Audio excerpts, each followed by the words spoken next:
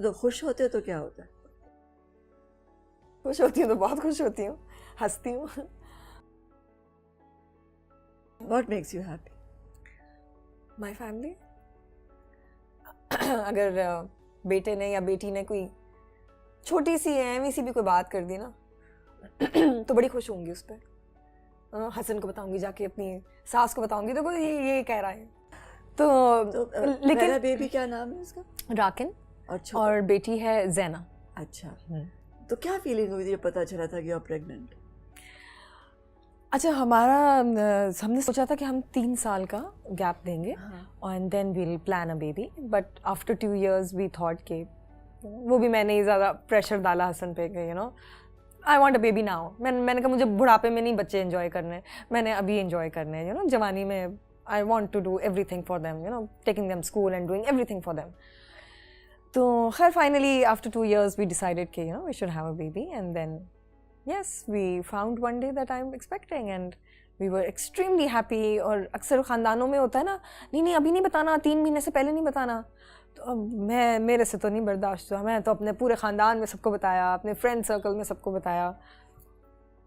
बस we were happy and then after 9 months राकिन was there हमारी गोद में। शुरू में तो नए पेरेंट्स होते हैं, आपको समझ में भी नहीं आता क्या करना है, तो आप एक्स्ट्रा चीज़ें भी बहुत कर रहे होते हैं। सेकंड में फिर आपको ज़रा थोड़ी समझ में आ जाती है। बस everything went so well. So when you looked at your baby, राकिन को जब गोद में लिया, तो क्या सोच रहे थे उस वक्त? मैं तो खैर कुछ भी नहीं सोच रही थी। मैं तो पता नहीं, मुझे ऐसा लगा it was a normal baby। तो मुझे पता नहीं मेरा दिमाग कहाँ था, क्या हो रहा था, बस मुझे ये लगा कि कोई स्लाइमी सी पर्पल सी चीज़ है जिसको मैं देख रही हूँ। और वो खैर फिर डॉक्टर आके उसको ले गई। इतनी देर में मैंने हसन को देखा तो हसन की आंखें लाल सुर्ख और आंसू भरे हुए आंखों में। और मैंने यूँ हसन को देखा और उस वक्त मेरी अपनी हालत ऐसी थी, मैंने कहा मुझे भी टिश्यू दे दो। मुझे भी पसीना आ रहा है, मुझे भी टिश्यू दे दो।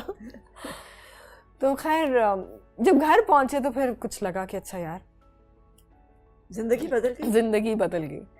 फिर हसन, मुझे याद है मैंने आज तक बच्चों का बर्प नहीं करवाया, हसन कराता था। उसको शौक था, उसको अच्छा लगता था, उसको मज़ा आता था, तो वो कहता था मैं कराऊंगा। तो वो रात में, भले रात सुबह के 3 बज रहे हैं, सुबह के 5 बज रहे हैं, भले हसन ने नेक्स्ट डे शूट पे जाना है, सुबह 8 बजे शूट पे जाना है, लेकिन भले 6 बजे उसको उठना पड़े, बर्प हसन ने करानी। और ख़ुद ही शौक से, अपनी मर्ज़ी से। ये नहीं कि मैं उसको कह रही हूँ, बल्कि मैं उसको कहती थी तुमने शूट पे जाना है, प्लीज़ सो जाओ। मैं कहा नहीं, बर्प उसने कराना। और ज़ैना की दफ़ा भी ऐसे ही था। ज़ैना की दफ़ा में कुछ थोड़ा हो गया, तो क्योंकि हसन की इतनी ज़्यादा शूट्स हो गई थी कि थोड़ा सा मतलब मैं उसको कहती थी नहीं आज तुम सो जाओ प्लीज़, तुमने कल भी शूट पे जाना है। मगर फिर भी he used to make sure कि। कितनी बड़ी है ज़ैनब 6 की है और राकिन 8 का है, 2 साल का फ़र्क है दोनों में। और उसके बीच में वो एपिसोड भी हो गया था, हसन ने बताया होगा आपको, किडनैप हसन हो गया था। राकिन के बाद हुआ था। राकिन की फर्स्ट बर्थडे हमने सेलिब्रेट की 19th of March और 21st March को हसन किडनैप हो गया। और इत्तेफाक देखें, I didn't know this, I thought कि बेटी के बाद हुए। नहीं, बेटी बाद में हुई।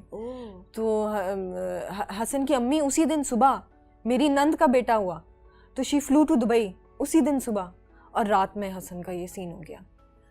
फिर खैर I don't want to repeat it, I am sure Hasan ने। No, you tell me because as a wife। Okay, हाँ, हसन ने तो अपनी स्टोरी सुनाई। बहुत मुश्किल टाइम था, लेकिन हसन के लिए ज़्यादा मुश्किल टाइम था। क्यों? क्योंकि मेरे साथ बहुत सारे लोग थे। मतलब मैंने उसी वक्त, हसन के सारे दोस्त जो थे वो मेरे भी दोस्त हैं, फ़ोन किया, विदिन 5 minutes वो एक पूरी पलटून उनकी मौजूद थी घर पे। और एवरी डे बिला नागा, पहले 1 हफ्ता तो कोई ऑफिस भी नहीं गया, सब ARY के हैं। उन्होंने छुट्टी की, 1 हफ्ता आते रहे, सुबह से रात तक मच्छरों में बाहर लॉन में बैठे रहते थे एज अ सपोर्ट।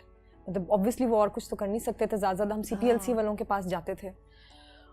खैर फिर 1 हफ्ते के बाद वो लोग ऑफिस से वापस आते थे, तो मैं पूरा दिन बिजी रहती थी। अच्छा भाई वो आ रहे हैं, ऑफिस से आ रहे हैं, उन्होंने खाना भी खाना है, तो खाना भी लगवाना है। और हसन की अम्मी जो कि उधर थी, हमने उनको कहा था कि आपके आने से, हसन ने अपने टाइम पे ही आना है ना, तो सारा को ज़्यादा ज़रूरत है, उसका भी बेबी हुआ है, बच्चे बीमार हो गए दूसरे 2 क्योंकि उसका तीसरा बेबी था। तो मैंने कहा आप उधर रुकिए, आप थोड़े दिनों के बाद आएँ। वो 1 हफ्ते के बाद फिर आए।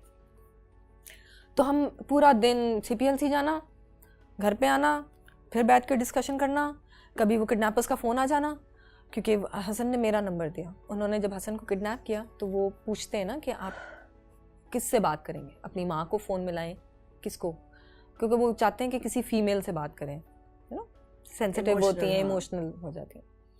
तो हसन ने कहा मेरी वाइफ से बात करें। खैर, तो वो फिर मुझे ही फ़ोन आता था, तो वो डीलिंग जो है वो मेरे से चलती थी।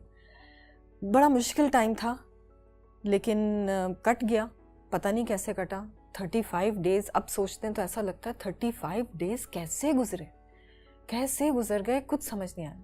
खैर, वो निगोशिएशंस चलती रहीं, और फाइनली एक दिन उन्होंने कहा कि अब आप पैसे लेकर आ जाएं। पैसे लेकर आए तो हम चले गए देने। मैं नहीं गई, मतलब उनको नहीं पता था मैं कौन हूँ, तो मैंने उनसे कहा कि मैं अपना मुंह कवर करती हूँ, मैं बुर्का पहनती हूँ। तो उन्होंने कहा अपने कज़न को भेज दो। खैर, वो हमारा दोस्त दानिश ख्वाजा वो लेकर गया। इतनी देर में CPLC वाले साथ थे। पुलिस एज़ यूजुअल हमारी थोड़ी सी लेट हो गई, लेकिन CPLC वाले साथ थे। उन्होंने बहुत साथ दिया हमारा डे 1 से, और बहुत अच्छे लोग हैं। और ये सब सिविलियन लोग होते हैं CPLC वाले, जिनके अपने बिजनेसेस होते हैं, लेकिन वो एज वॉलंटियर काम कर रहे होते हैं, and they also have license to carry guns. तो खैर, वो पैसे लेकर गए, और वो जो बंदा जो आया हुआ था पैसे लेने, उसके साथ एक और बंदा भी था जो आगे छुपा हुआ था। जैसे ही वो बैग लेके मुड़ा, वो CPLC वाले पीछे से भागे।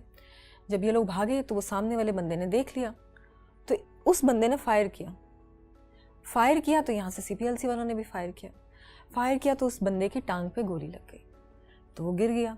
खैर, वो बैग भी हमें वापस मिल गया। उस बंदे को पकड़ा। इतनी देर में पुलिस आई। पुलिस ने किसी तरीके से ढूंढा कि कौन है बंदा। XASI था वो। उसने उसके घर पे छापा मारा, उसकी वाइफ को पकड़ा, उसके बेटा 9 साल का उसको पकड़ा, उसके माँ बाप को पकड़ा, उसका भाई और उसकी बहन भी घर पे थे। कोई 9 लोगों को पुलिस वालों ने पकड़ लिया। और फिर उसकी वाइफ को बोला कि तुम अपने शौहर को बोलो, वो खुद हैदराबाद में था उस टाइम, कि हसन नाम के बंदे जिसको किडनैप किया हुआ उसको छोड़े। उसको छोड़ा। सुबह में फाइनली वो रात हमारे लिए बहुत मुश्किल थी, क्योंकि उस रात हमें ऐसा लगा कि वो बंदा तो भाग गया जिसने आगे से फायर किया था, वो बंदा भाग गया, उसने जाके उसको बताया होगा कि ऐसा ऐसा हुआ है, वो हसन को मार देंगे। और हमें उस वक्त CPLC वाले या पुलिस वाले कुछ नहीं बता रहे थे। हम फ़ोन कर रहे थे, वो हमारा फ़ोन भी नहीं उठा रहे थे। अब ये सुबह के 6 बजे तक ये कहानी चलती रही, और हम सब सिर्फ इस इंतज़ार में थे अब क्या न्यूज़ आएगी। तो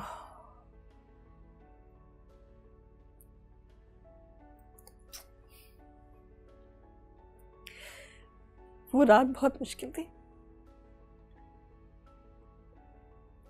खैर, फाइनली सुबह 8 बजे हसन आ गया घर पे। उन्होंने वहाँ से हसन को छोड़ दिया, और उसने कहा कि अब हमारी फैमिली को तुम छोड़ो, हम हसन को छोड़ रहे हैं। तो बेसिकली बाटर एक्सचेंज हुआ ये। फिर उसकी फैमिली को छोड़ा और हसन आ गया। और वो टाइम जो था, वो हसन मेंटली बहुत डिस्टर्ब हो चुका था। जाहिर सी बात है, 35 डेज़ डरा कर रखना, और एक छोटे से कमरे में, प्रॉपर टॉयलेट नहीं था, दांत नहीं ब्रश किए हुए थे फॉर 35 डेज़। तो खैर, mentally he was very upset, और इमोशनली एंड मेंटली टॉर्चर है। आप अपनी फैमिली से दूर हैं और आपको कल का ही पता नहीं, अगले लम्हे का नहीं पता। हसन ने मुझे कहा, हसन ने जब अपनी साइड की स्टोरी सुनाई, तो हसन ने कहा जिस टाइम पे वो आया बंदा मुझे ये कहने कि कि पुलिस ने मेरी फैमिली को पकड़ लिया है और तुम जाओ और उनको बोलो मेरी फैमिली को छोड़े, तो हसन समझा कि ये झूठ बोल रहा है, ये मुझे कहीं ले जाके ना मार के किसी नाले वाले में फेंक देंगे।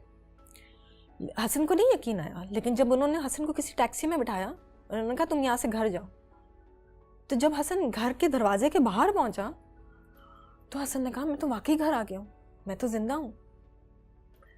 बहरहाल हसन उस टाइम पे बहुत शॉक था और बहुत डरा हुआ था, क्योंकि उन्होंने बहुत डरा कर भेजा था कि अगर तुमने कुछ भी बताया, कुछ भी हुआ तो हम ये कर देंगे वो कर देंगे। तो he was very very scared. वो भी टाइम पीरियड एक था